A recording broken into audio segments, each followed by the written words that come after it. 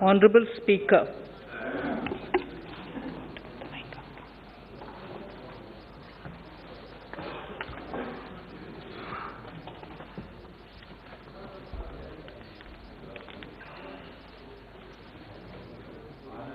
Honorable Speaker, sir, I present the budget for the year 2022-23. At the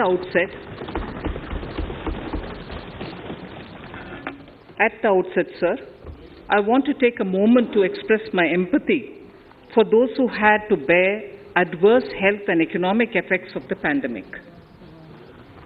The overall sharp rebound and recovery of the economy is reflective of our country's strong resilience. India's economic growth in the current year is estimated to be 9.2%, highest among all large economies. I recognize we are in the midst of an Omicron wave with high incidence but milder symptoms. Further, the speed and coverage of our vaccination campaign has helped greatly. With an accelerated improvement of health infrastructure in the past 2 years, we are in a strong position to withstand challenges. I am confident that with Sabka Prayas, we will continue our journey with strong growth. Honorable Speaker, we are marking Azadi Ka Amrit Mahotsav and have entered into Amrit Kal, the 25-year-long lead up to India at 100. Honorable Prime Minister in his Independence Day address had set out the vision for India at 100. By achieving certain goals during Amrit Kal, our government aims to attain this vision. They are complementing the macroeconomic level growth focus with a microeconomic level all-inclusive welfare focus, promoting digital economy and fintech, technology-enabled development, energy transition, and climate action, and relying on virtuous cycles starting from private investment with public capital investment, helping to crowd in private investment. Since 2014, our government's focus has been on empowerment of citizens, especially the poor and the marginalized. Measures have included programs that have provided housing, electricity, cooking gas, and access to water.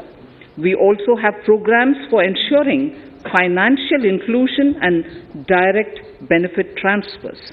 We are committed to strengthening the abilities of the poor to tap all opportunities. Our government constantly strives to provide the necessary ecosystem for the middle classes, a vast and wide section which is populated across various middle-income brackets, to make use of the opportunities they so desire. This budget seeks to lay the foundation and give a blueprint to steer the economy over Amrit Kal of the next 25 years, from India at 75 to India at 100.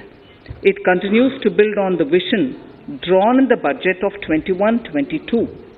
Its fundamental tenets, which included transparency of financial statement and fiscal position, reflect the government's intent, strengths, and challenges. This continues to guide us. The initiatives of the last year's budget have seen significant progress and have been provided with adequate allocations in this budget as well. The strengthening of health infrastructure, speedy implementation of the vaccination program, and the nationwide resilient response to the current wave of the pandemic are evident for all. The productivity-linked incentive in 14 sectors for achieving the vision of Atmanirbhar Bharat has received excellent response, with potential to create 60 lakh new jobs and an additional production of 30 lakh crore during next 5 years. Towards implementation of the new public sector enterprise policy, the strategic transfer of ownership of Air India has been completed. The strategic partner The strategic partner for Neelanchal Ispat Nigam Limited has been selected. The public issue of the LIC is expected shortly. Others too are in the process for 2022-23. The National Bank आपको for पर्याप्त मौका पर्याप्त अवसर मिलेगा बेटे बेटे टिप्पणी मत कीजिए the National Bank for Infrastructure Development and National Asset Reconstruction Company have commenced their activities.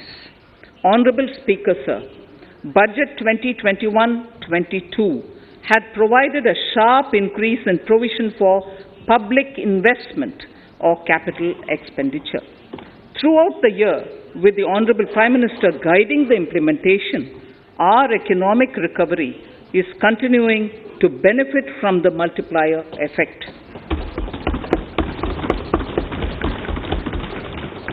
This budget continues to provide impetus for growth. It lays a parallel track of 1. A blueprint for the Amrit Kal, which is futuristic and inclusive. This will directly benefit our youth, women, farmers, the scheduled castes and the scheduled tribes. And number 2, big private public investment. Number 2, big public investment for modern infrastructure, readying for India at 100. This shall be guided by PM Gati Shakti and be benefited by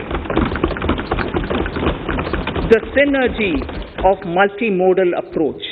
Moving forward on this parallel track, we lay the following 4 priorities: PM Gati Shakti, inclusive development, productivity enhancement and investment, sunrise opportunities, energy transition, and climate action, and 4, financing of investments.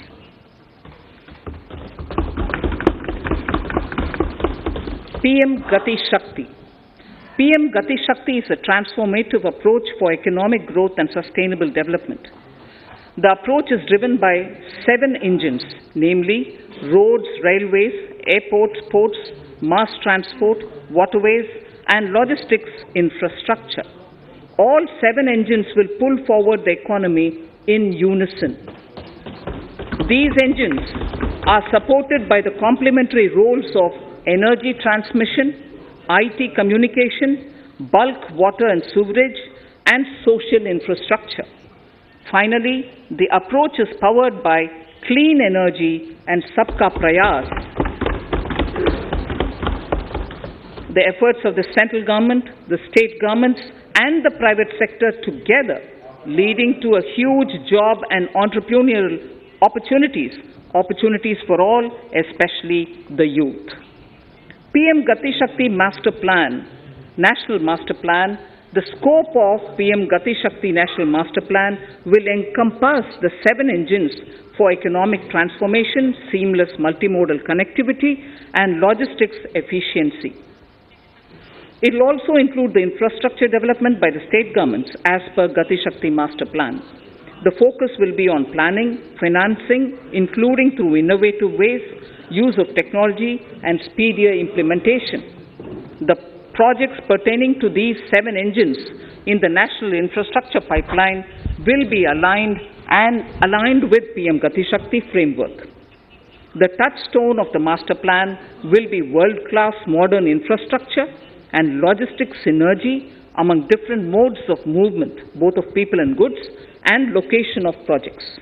This will help raise the productivity and accelerate economic growth and development. Road transport. PM Gati Shakti Master Plan for expressways will be formulated in 22-23 to facilitate faster movement of people and goods. The national highways network will be expanded by 25,000 kilometers in 2022-23. 20,000 crores of rupees will be mobilized through innovative ways of financing to complement the public resources. The data exchange among all mode operators will be brought on unified logistics interface platform, designed for application programming interface. This will provide for efficient movement of goods through different modes, reducing logistics cost and time, assisting just-in-time inventory management, and in eliminating tedious documentation. Most importantly, this will provide real-time information to all stakeholders and improve international competitiveness. Open source mobility stack for organizing seamless travel of passengers will also be facilitated. Contracts for implementation of multimodal logistic parks at 4 locations through PPP mode will be awarded in 22-23. Railways will develop new products and efficient logistic services for small farmers and small and medium enterprises, besides taking the lead in integration of postal and railways network to provide seamless solutions for movement of parcels. One station, one product concept will be popularized to help local businesses and supply chains.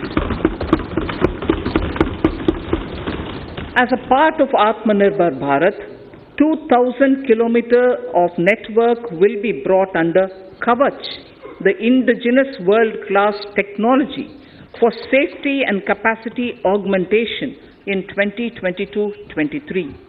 400 new generation Vande Bharat trains will better energy efficiency and passenger riding experience will be developed and manufactured during the next 3 years. 100 PM Gati Shakti cargo terminals for multimodal logistics facilities will be developed during the next 3 years. Innovative ways of financing and faster implementation will be encouraged for building metro systems of appropriate type at scale. Multimodal connectivity between mass urban transport and railway stations will be facilitated on priority. Design of metro systems, including civil structures, will be reoriented and standardized for Indian conditions and needs. Parvatmala, as a preferred ecologically sustainable alternative to conventional roads in difficult hilly areas, National Ropeways Development Program will be taken up on PPP mode. The aim is to improve connectivity and convenience for commuters, besides promoting tourism. This may also cover congested urban areas where conventional mass transit system is not feasible. Contracts for 8 such ropeway projects for a length of 60 kilometers will be awarded in 22-23.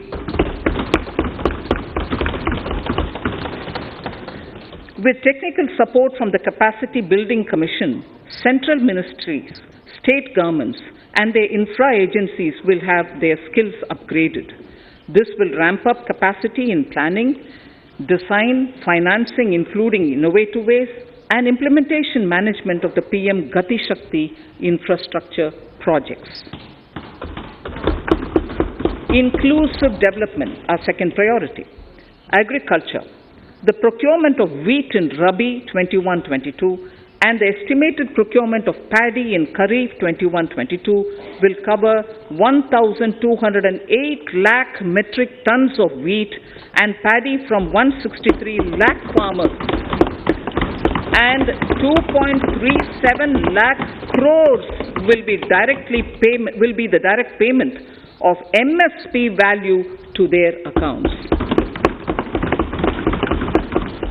Chemical-free natural farming will be promoted throughout the country, with a focus on farmers' lands in 5-kilometer wide corridors along the river Ganga at the first stage.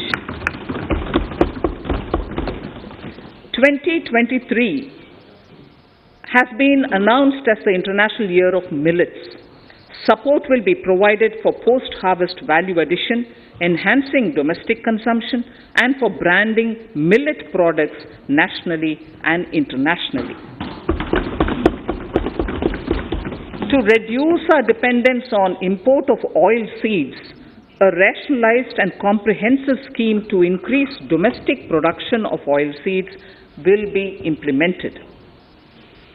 for delivery of digital and high-tech services to farmers with involvement of public sector research and extension institutions, along with private agri-tech players and stakeholders of agri-value chains, a scheme in PPP mode will be launched.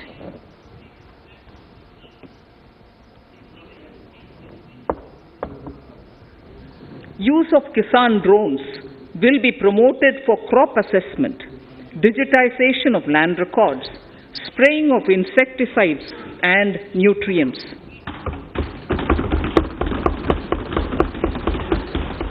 States will be encouraged to revise syllabi of agricultural universities to meet the needs of natural, zero budget and organic farming, modern day agriculture, value addition and management. A fund with blended capital raised under the co-investment model will be facilitated through the NABARD. This is to finance startups for agriculture and rural enterprise relevant for farm produce value chain. The activities of these startups will include inter alia, support for FPOs, machinery for farmers on rental basis at farm level, and technology including IT-based support. The implementation of the Ken-Betwa link project at an estimated cost of 44,605 crores will be taken up. This is aimed at providing irrigation benefits to 9.0 lakh hectare of farmers' lands, drinking water supply to 62 lakh people, 103 megawatt of hydro, 27 megawatt of solar power, allocations of 4,300 crores of rupees in the RE 21-22 and 1,400 crores of rupees in 22-23 have been made for this project. Honorable Speaker, sir, draft DPRs for 5 river links, namely Daman-Ganga Pinjal, Par-Tapi Narmada, Godavari Krishna, Krishna Pennar, and Pennar Kaveri have been finalized. Once a consensus is reached among the beneficiary states, the Centre will provide support for their implementation. For farmers to adopt suitable varieties of fruits and vegetables and to use appropriate production and harvesting techniques, our government will provide a comprehensive package with participation of state governments. MSMEs, Udyam, eShram, NCS and ASEEM portals will be interlinked. Their scope will be widened. They will now perform as portals with live organic databases, providing G2C, B2C and B2B services. These services will relate to credit facilitation, skilling and recruitment with an aim to further formalize the economy and enhance entrepreneurial opportunities for all. Emergency Credit Line Guarantee Scheme has provided the much needed additional credit to more than 130 lakh MSMEs. This has helped them mitigate the adverse impact of the pandemic. The hospitality and related services, especially those by micro and small enterprises, are yet to regain their pre-pandemic level of business. Considering these aspects, the ECLGS will be extended up to March 2023 and its guarantee cover will be expanded by 50,000 crores of rupees to total cover of 5 lakh crores.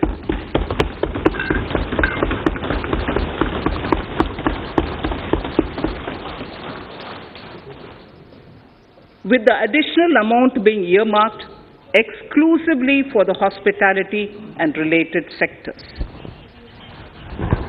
Credit Guarantee Trust for Micro and Small Enterprises, CGT-MSE, scheme will be revamped with required infusion of funds. This will facilitate additional credit of 2 lakh crore for micro and small enterprises and expand employment opportunities.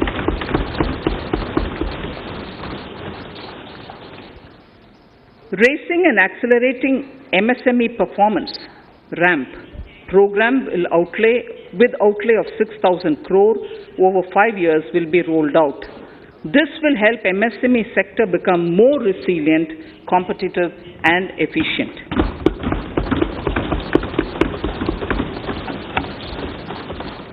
Skilling programs and partnership with the industry will be reoriented to promote continuous skilling avenues, sustainability and employability. The National Skill Qualification Framework will be aligned with dynamic industry needs. Digital ecosystem for skilling and livelihood, the Desh Stack e-portal, will be launched. This aims to empower citizens to skill, reskill or upskill through online training. It will also provide API-based trusted skill credentials, payment and discovery layers to find relevant jobs and entrepreneurial opportunities. Startups will be promoted to facilitate Drone Shakti through varied applications and for drone as a service.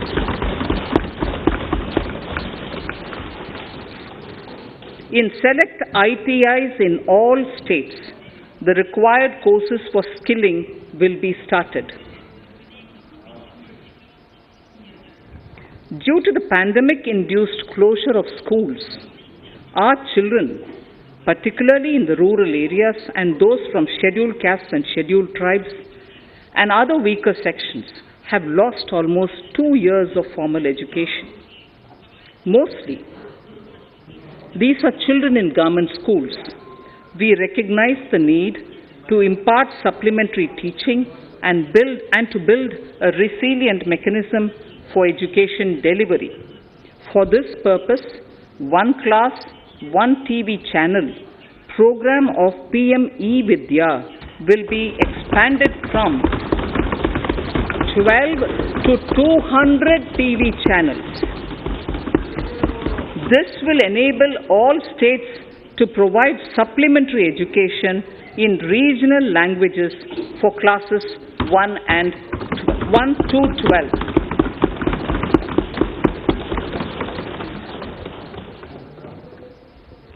High-quality e-content in all spoken languages will be developed for delivery via internet, mobile phones, TV, and through radio and through digital teachers.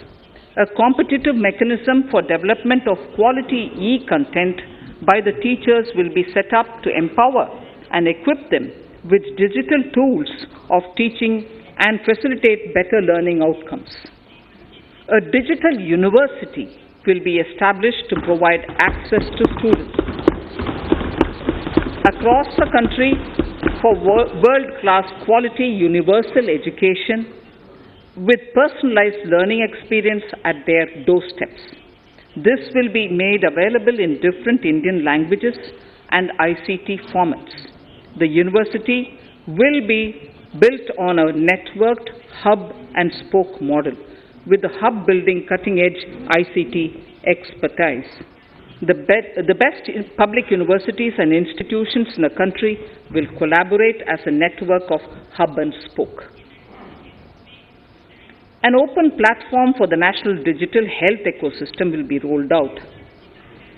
It will consist of digital registries of health providers and health facilities, unique health identity, consent framework, and universal access to health facilities. The pandemic has accentuated mental health problems in people of all ages. To better the access to quality mental health counseling and care services, a national tele-mental health program will be launched. This will include a network of 23 mental health centers of excellence, with NIMHANS being the nodal center, and International Institute of Information Technology, Bangalore, IIIT Bangalore, providing technology support. Recognizing the importance of Nari Shakti as the harbinger of our bright future and for women-led development, during the Amritkal, our government has comprehensively revamped the schemes of the Ministry of Women and Child Development. Accordingly, 3 schemes, namely Mission Shakti, Mission Vatsalya, Saksham Anganwadi and Poshan 2.0 were launched recently to provide integrated benefits to women and children. Saksham Anganwadis are a new generation Anganwadis that have better infrastructure and audio-visual aids, powered by clean energy and providing improved environment for early childhood development.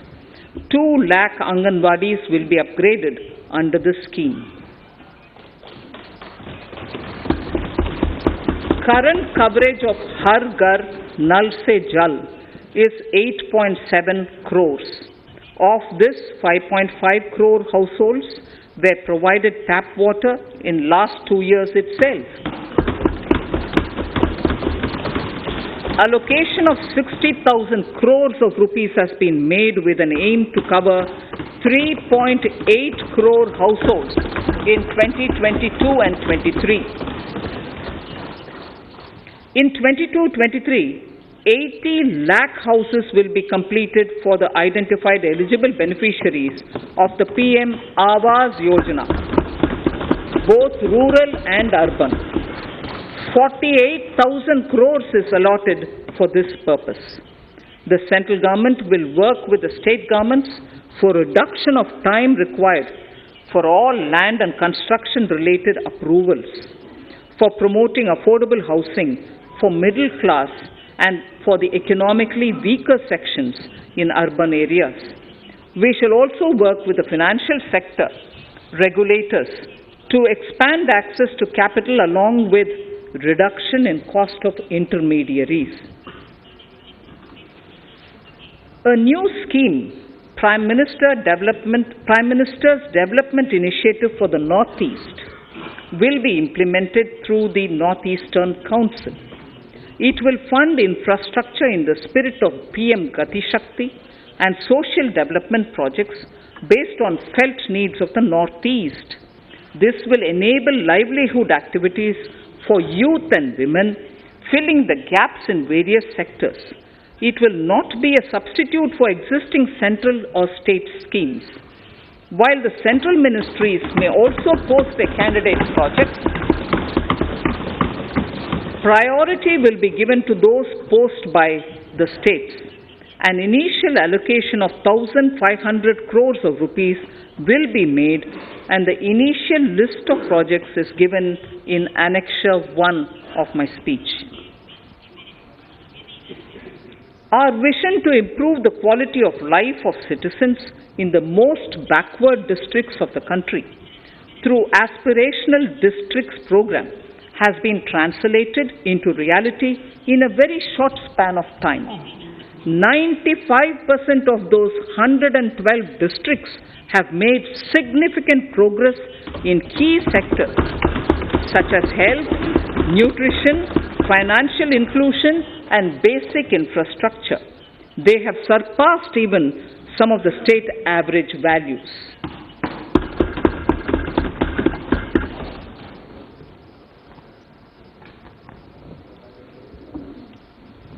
However, in those districts, some blocks continue to lag.